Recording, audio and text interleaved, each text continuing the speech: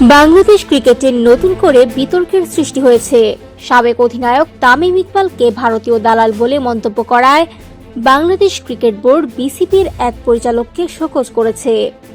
শনিবার 10 জানুয়ারি সিলেট আন্তর্জাতিক ক্রিকেট স্টেডিয়ামে স্কুল ক্রিকেটের একটি অনুষ্ঠানে বিষয়টি নিশ্চিত করেন বিসিবি সভাপতি আমিনুল ইসলাম বুলবুল। তিনি জানান, সংশ্লিষ্ট পরিচালক নাজমুল ইসলাম তার ব্যক্তিগত ফেসবুক অ্যাকাউন্টে দেওয়া মন্তব্যের ব্যাখ্যা দিতে বিসিবির পক্ষ থেকে তাকে জবাব দিতে বলা হয়েছে। বিসিবি সভাপতি বলেন, একজন জাতীয় দলের সাবেক অধিনায়ক হিসেবে তামিম ইকবাল দেশের ক্রিকেটে যে অবদান রেখেছেন সে প্রেক্ষাপটে এমন মন্তব্য করার আগে আরও দায়িত্বশীল হওয়ার প্রয়োজন ছিল।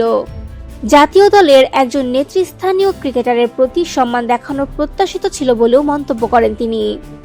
এ বিষয়ে আনুষ্ঠানিক শোকজ নোটিশ দেওয়া হয়েছে কিনা এমন প্রশ্নের জবাবে আমিনুল ইসলাম বুলবুল জানান, আগামী 24 জানুয়ারি বিসিবির বোর্ড সভা অনুষ্ঠিত হওয়ার সম্ভাবনা রয়েছে। এই বৈঠকে বিষয়টি বিস্তারিতভাবে আলোচনা করে পরবর্তী সিদ্ধান্ত নেওয়া হবে। ঘটনার সূত্রপাত ঘটে গত বৃহস্পতিবার 8 জানুয়ারি মিরপুরে এক অনুষ্ঠানে বাংলাদেশের বিশ্বকাপ মিশন ও বিসিবির আইনি অবস্থান নিয়ে বক্তব্য দেন তামিম ইকবাল। সেখানে আবেগের পরিবর্তে বাস্তবতাকে গুরুত্ব দেওয়ার কথা বলেন তিনি। তামিমের ওই বক্তব্যের একটি ফটোকার্ড নিজের ফেসবুক আইডিতে শেয়ার করে বিসিবির পরিচালক নাজমুল ইসলাম লেখেন, এইবার আরও একজন পরীক্ষিত ভারতীয় দালালের আত্মপ্রকাশ বাংলার জনগণ দুচোখ ভরে দেখল।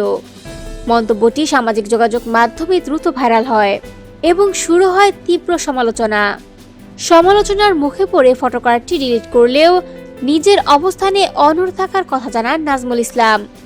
এদিকে এই ঘটনার পর এখনো পর্যন্ত তামিম ইকবাল কোনো প্রতিক্রিয়া জানাননি। তবে তার প্রতি অসম্মানজনক মন্তব্যের প্রতিবাদে জাতীয় দলের একাধিক ক্রিকেটার ও সাবেক খেলোয়াড় সামাজিক যোগাযোগ মাধ্যমে ক্ষোভ প্রকাশ করেছেন।